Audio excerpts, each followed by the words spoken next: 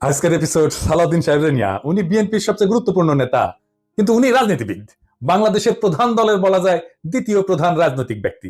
তাই উনার যে কোনো আচরণ, যে কোনো ইতিহাস আমরা একদম মাইক্রোস্কোপের নিচে ফেলা দেখব। আমরা উনার সাম্প্রতিক ঔদ্ধত্য নিয়ে শুরু করতে পারি। দেখেন, একটু লক্ষ্য করেন, রাষ্ট্র ইমোশন দিয়ে চলে না, রাষ্ট্র চলে সংবিধান দিয়ে, আইন দিয়ে, কানুন দিয়ে। আমি পজিটিভলি যাচ্ছি, আমি কোনো কিছু অস্বীকার করছি না।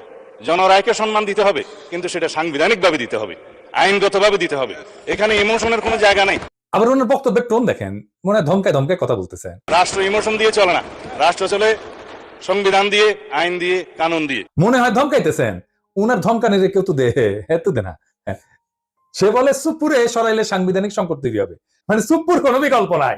হাসিনার যেমন বিকল্প ছিল না, সুপুরে বিকল্প নাই। যাই হোক, এটা আওয়ামী লীগ বললে তো মানা যেত, এটা বিএনপি বলে যে সুপুর কোনো বিকল্প নাই। কোন লেভেলের বেদবি দেখেন। সালাউদ্দিন সাহেবকে নিয়ে কয়েকটা প্রশ্ন উঠছে, বলে খুব গুরুতর প্রশ্ন, যেটার জবাব ওনারে দিতেই হবে, বিএনপিকেও দিতে হবে। এবং বিএনপির মুখপাত্র সালাউদ্দিন সাহেব আলাপ উঠিছে যে সালাউদ্দিন সাহেবের পোলা এস আলমের অফিসে বসতেছে। এই ব্যাপারে সালাউদ্দিন সাহেবের বক্তব্য কি? এস আলমের সাথে সালাউদ্দিন সাহেবের সম্পর্ক কি? এটা নিয়ে একটা ব্যাখ্যা দেশবাসী জানতে চাইতে পারে। সারা দেশে একটা ধারণা প্রবল, সালাউদ্দিন সাহেব শেখ হাসিনার ক্যাশিয়ার, দুর্বৃত্ত, অলিগার্ক এস আলমকে, তার বাণিজ্যিক সাম্রাজ্যকে প্রোটেকশন দিতেছেন। সালাউদ্দিন সাহেবের স্পষ্ট বক্তব্য দেওয়া উচিত, বিএনপির স্পষ্ট বক্তব্য দেওয়া উচিত। সালাউদ্দিন সাহেব যখন ধরা পড়ছিলেন, গুম হয়েছিলেন যে বাসায়, ওইটা এস আলমের একজন কর্মচারীর বাসা ছিল। অদ্ভুত ব্যাপার না? ফিরে আসলেন, যে গাড়ি চললেন সেটাও একজন এস আলমের গাড়ি। সালাউদ্দিন সাহেব গুম কমিশনে জবানবন্দি দিচ্ছেন, এটা সত্য। গুম কমিশন একটা ফ্যাক্ট ফাইন্ডিং কমিশন। এখানে জবানবন্দি দিলে গুমের বিচার হবে না। গুমের বিচারের জন্য আন্তর্জাতিক অপরাধ ট্রাইব্যুনালে অভিযোগ দায়ের করতে হবে। সালাউদ্দিন সাহেব আন্তর্জাতিক অপরাধ ট্রাইব্যুনালে কোনো অভিযোগ জমা দেন নাই, আজকা পর্যন্ত জমা দেন নাই। এটা নিয়ে ইলিয়াস বলছিল, ইলিয়াসকে কি গালাগালি সবাই। ইলিয়াস তো ভুল বলে নাই। সালাউদ্দিন সাহেবের গুমের বিচার হোক, উনি ট্রাইব্যুনালে অভিযোগ দায়ের করেন। উনি কেন করেন নাই এখনো পর্যন্ত অভিযোগ দায়ের, এই প্রশ্ন ওনাকে করাই যায়, এবং রাজনৈতিক নেতা হিসেবে এটার জবাব ওনাকে দিতেই হবে। এবার আসি ওনার গুম হওয়ার পরের ঘটনা নিয়ে। ওনার গুমের বিষয় নিয়ে প্রশ্ন তুললে ইলিয়াস, তাসনিম খান লিখছে, বিএনপি নেতা সালাউদ্দিন আহমেদ র্যাবের হাতে বলপূর্বক অন্তর্ধানের শিকার হয়েছিলেন, ব্র্যাকেটে গুম। বিএসএফ এর মাধ্যমে তাকে বর্ডার ক্রস করে Indian national investigation agency NIA এর হাতে তুলে দেওয়া হয়। বাংলাদেশ এবং ইন্ডিয়ান রাষ্ট্রীয় বাহিনীর হাতে বলপূর্বক অন্তর্ধান এবং এক্সট্রাঅর্ডিনারি রেন্ডিশনের একজন সার্ভাইভারকে নিয়ে যারা কুৎসিত প্রপাগান্ডা করছো, তাদের উপরে মজলুমের লানত। হ্যাঁ, ঠেলায় পড়লে নাকি বাগে ধান খায়। আর পার্সিকুলার তাসনিম খলিল ঠেলায় পড়লে ইসলামী ভোকাবুলারি ইউজ করে, লানত ইউজ করেছে। যার জন্য ইউজ করেছে তারে ধন্যবাদ। ইলিয়াসের কারণে হাজার হোক, লানত শব্দটাতে ইউজ করেছে। সালাউদ্দিন সাহেবের গুমের বিষয়ে আমরা সবসময় কথা বলছি, সবাই, ইলিয়াসও বলছে, সবসময় ওনার পক্ষে দাঁড়াইছে, ইলিয়াসও দাঁড়াইছে। আমাদের সকলের সহমর্মিতা আছে, সমবেদনা আছে। কিন্তু গুম পরবর্তী সময় ওনার কিছু কাজকর্ম প্রশ্নের উদ্বেগ করছে, যার জবাব ওনাকে দিতে হবে, কারণ উনি পলিটিশিয়ান। যাই হোক, উনি গুম হয়েছেন, এটার কারণে ওনাকে কোনো ইন্ডেমনিটি দেওয়া তো সম্ভব না। সম্ভব না। যাই হোক, এই প্রসঙ্গে বিস্তারিত না যে আমরা সালাউদ্দিন সাহেব গুমের পরে কেমন মজলুমের জীবন কাটাইছেন সেটা একটু দেখি। এটা শিলং এর সানরাইজ গেস্ট হাউস। ওইখানে সালাউদ্দিন সাহেব ছিলেন পুরো সময়টাই। রিভিউ ভালো, ভালো প্রপার্টি, মাশাআল্লাহ। শিলং এ কেউ বেড়াতে যেতে চাইলে থাকতে পারেন, দেখেছেন, দেখেন কি সুন্দর জায়গাপত্র, দেখেছেন। এখানে সব ব্যবস্থা ভালো। ভিতরে যেখানে সালাউদ্দিন সাহেব দর্শনার্থীদের লুঙ্গি পরে দেখা দিতেন, সেটা ছবিও আছে, মিলাই দেখে নিয়েন। এখানে কিন্তু পুরো সময়টাই কাটিয়েছেন। উঠিছেন মে মাসের 2015 সালে। তার 2 মাস পরে ডেইলি স্টার এই রিপোর্টটা ছাপে, তিনি কেমন আছেন। এটা একটা বিলাসবহুল গেস্ট হাউস, রিপোর্টেই কইছে। 4টা বেডরুম, উনি 2টা রুম ভাড়া নিছিলেন, কিন্তু থাকতেন একাই। দেখেন রিপোর্টে বলা আছে, অন্তত এই রিপোর্টে তাই বলতেছে। কিচেন আছে, খুব চমৎকার ড্রয়িং রুম আছে, ফায়ার প্লেস আছে, সবুজ লন আছে, পিসের সবুজ লন, এটা দেখে দেন। এইটা সে লাইব্রেরি আছে, বার আছে, তাতে মদ্য জাতীয় পানীয় আছে। ভালো। সাদিক সাহেব একা একা খেলেন, হান করে না দিয়েছে, খাবেন না, কিছু করলাম নাইনি। তাইলে পুরা বাংলাটা নিজে তো ভাড়া করেছিলেন। তো বাংলাদেশি টাকায় কত? 1.5 লাখ টাকা মাসে। আবার একজন পার্সোনাল অ্যাসিস্ট্যান্ট ছিল, ম্যানেজার ছিল, 2জন কেয়ারটেকার ছিল, 2জন মালি ছিল। একটা হাইলি সিকিউরিড এরিয়া, কাছে এয়ারফোর্সের অফিস। আর কয়া হয়েছে একটা গোয়েন্দা সংস্থার অফিস, আমরা ধারণা করি এটা রয়ের অফিস। কে রাখলে ওখানে ওনাকে? উনি অনুপ্রবেশের দায় গ্রেপ্তার হয়েছিলেন। উনি তো চাকরি করতেন না ইন্ডিয়াতে, উনি ইন্ডিয়াতে রাজনৈতিক আশ্রয় পান নাই। ওনার এই সুপার ফ্যাবুলাস লাইফস্টাইলের টাকা কে দিছে? টাকা কে দিছে? উনি আয় করেন নাই। তাহলে টাকা কি বাংলাদেশ থেকে পাঠানো হয়েছে হুন্ডি করিয়া? হুন্ডি আপনি করতে পারেন, এটা অর্থ পাচার না? এইগুলো লেজিট এবং বৈধ প্রশ্ন। আপনারা বলতে হবে টাকাটা কে দিছিল, কেঙ্কা করে গেছিল। এইবার একটা চমক, বিশাল চমক। সিট বেল্ট বেঁধে নেন, যা দেখবেন তাতে অজ্ঞান হয়ে পড়ে যেতে পারেন সিট থেকে। কি সেই চমক? সালদিন সাহেবের সঙ্গে দেখা করতে গেছে কিছু লোক ওই শিলং এর বাংলোতে, তার মধ্যে ছবিতে ডাইন পেশে গালে হাত দিয়ে বসে আছে ব্যক্তিটা কে? হ্যাঁ, ব্যক্তিটা গুরুত্বপূর্ণ, কারণ সালাউদ্দিন সাহেবের সাথে সকল মিটিং এ তার উপস্থিতি দেখা যায়। সে ঠিক ওই একই চেয়ারে বসে। তার নাম কি জানেন? তার নাম বিপ্লব পার্থ। সে ইসকনের চট্টগ্রাম বিভাগের মিডিয়া সেলের সমন্বয়ক। চট্টগ্রামে চিন্ময় ইস্যুতে সবচেয়ে বেশি যে লোকটা সক্রিয় সেটা হইতেছে বিপ্লব পার্থ। দেখেছেন মিছিলে? দেখেছেন আওয়ামী লীগ সরকারের আমলে বিপ্লব নাকি 60 বারের বেশি ইন্ডিয়া সফর করেছে। গর্ব করে কইতো, সব জায়গায় প্রচার করতো। আর এই সমস্ত সফরের নাকি বেশিরভাগই ছিল সরকারি সফর। তার পাসপোর্ট যাচাই করা হোক, তার প্রমাণ মিলবে।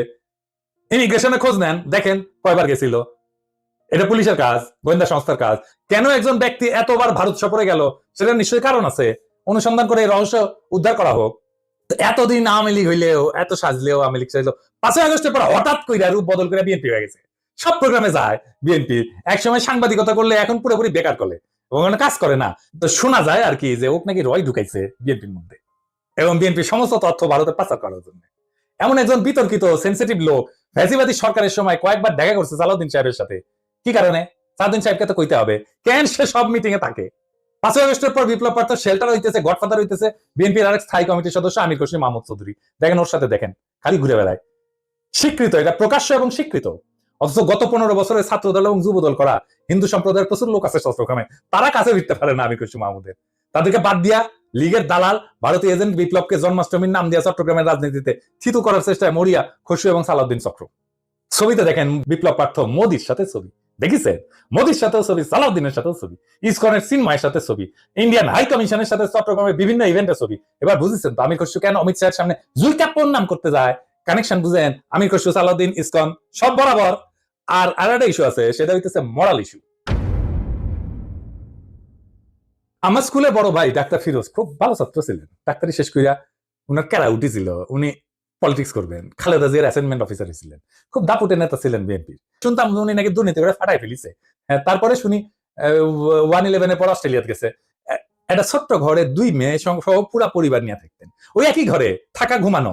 নিজে নাইট গার্ডে চাকরি করেছেন ডাক্তার হইয়া। মির্জা ফখরুল নিজেই বলছেন এই আওয়ামী লীগের আমলে বিএনপির নেতা কর্মীরা বাড়ি ছাড়া হইয়া ঢাকায় এসে রিক্সা চালায় উনি কান্দিছিলেন, ফ্যাস ফ্যাস করে কান্দিছিলেন। আর আপনি সালাউদ্দিন সাহেব রাজার হালে থাকেন, শিলংয়ে লজ্জা লাগে না সালাউদ্দিন সাহেব? আপনার ভারতে থাকার টাইমে সকল খরচা কিভাবে করেছেন জাতিকে জানাইবেন। ইসকনের সাথে আপনার কি সম্পর্ক সেটাও জানাবেন। জাতির এটা জানার অধিকার আছে। 1975-এ সোহরাওয়ার্দীর বডিগার্ড জয় বাংলা হয়ে যাওয়ার পরে বেশ কিছু বছর কাটাল রানী ইন্ডিয়া ছিল। সেখান থেকে বাংলাদেশে ফিরে আমাদের উপরে স্টিম লোয়ার চালাইছে ফ্যাসিবাদের সাথ দিয়ে, আবার ভারতে পালায় গেছে। অনেকে বলে হাসিনা পালায় যাওয়ার পরে সালাউদ্দিন নামের এই বিএনপির নেতাকে ভারত বাংলাদেশে পুশব্যাক করে দিছে। এতদিন আসতে পারেননি উনি, তারপরে 1 সপ্তাহ যায়নি হাসিনা পড়ছে ওনারা পেটে দিল, আগে পাঠাচ্ছিল না। কাকতালীয় ভাবে জীবনের বড় একটা সময় হাসিনার চেয়েও বেশি সময় ভারতেই ছিলেন। তো এই সালাউদ্দিন সাহেব ইদানিং হাসিনার মতো উদ্ধত ভাবে কথাবার্তা বলা শুরু করেছেন। সামনে ওনাকেও সম্ভবত আমরা হাসিনার প্রতিবেশী হিসেবে ভারতে দেখতে পাবো। মাশাআল্লাহ। সালাউদ্দিন সাহেব, মানুষ আপনারা ইন্ডিয়ান মাল বলে, আপনি শুনেন না, কিন্তু ক্যামেরা ঠিকই শুনে। এই যে দেখেন আপনারা কয় ইন্ডিয়ান মাল আসিছে। একজন নেতার চেহারা, পোশাক, স্টাইল, ফ্যাশন এই সমস্ত ইতিহাসের পাতায় জায়গা করে নেয় না। ইতিহাস মনে রাখে নেতৃত্বের সততা, আত্মত্যাগের পরিমাণ, আর সেই নেতার অবস্থান দুর্দিনে কোথায় ছিল। সালাউদ্দিন আহমেদ নিঃসন্দেহে গুমের শিকার হয়েছিলেন। সেই সময় দেশবাসী তার জন্য কাঁদছে। কিন্তু একজন মজলুম যখন বিলাসের চাদরে নিজেকে মুড়ায় ফেলেন, যখন নিজের গুমের বিচার আন্তর্জাতিকভাবে দাবি না কইরা তার রাজনৈতিক মূলধন বানায় ফেলেন, তখন প্রশ্ন ওঠেই। এবং এই প্রশ্ন তার ব্যক্তিগত না, সমগ্র বিরোধী দলের নৈতিক ভিত্তির উপরে আঘাত আনে। বিএনপিকেও বুঝতে হবে সরকার বদলানোই রাজনীতি না, আদর্শ, ত্যাগ এবং গণমানুষের বিশ্বাস অর্জনই রাজনীতির মূল সোপান। আর সেই বিশ্বাস অর্জনের পথে সবচেয়ে বড় বাধা যদি হয় নিজের দলে থাকা সদ্য ভুক্তভোগী, ছায়া সুবিধাভোগী কিংবা একবিংশ শতকের গেস্ট হাউস রেভলিউশনারি, তাহলে শাসক পরিবর্তন হইলেও শাসন ব্যবস্থা বদলায় না। সালাউদ্দিন সাহেব, আপনি যদি সত্যি গণতন্ত্র চান তাহলে সাংবাদিকের ধমকানো বন্ধ করেন, দলের সিনিয়রদের সম্মান করেন। চাইলে বটতলার উকিল হাজারো চুপ্পু পাওয়া যাবে। এসালমের ছায়া থেকে বেড়ায় আসেন। আর সাহস থাকলে আন্তর্জাতিক অপরাধ ট্রাইব্যুনালে গিয়া বলেন আমি গুম হয়েছিলাম, বিচার চাই। কারণ মানুষ আর একজন হাসিনা খুঁজতেছে না, তারা খুঁজতেছে এমন একজন নেতা যে প্রহসনের মুখোশ পইরা ট্র্যাজেডিকে উপহাস করে না।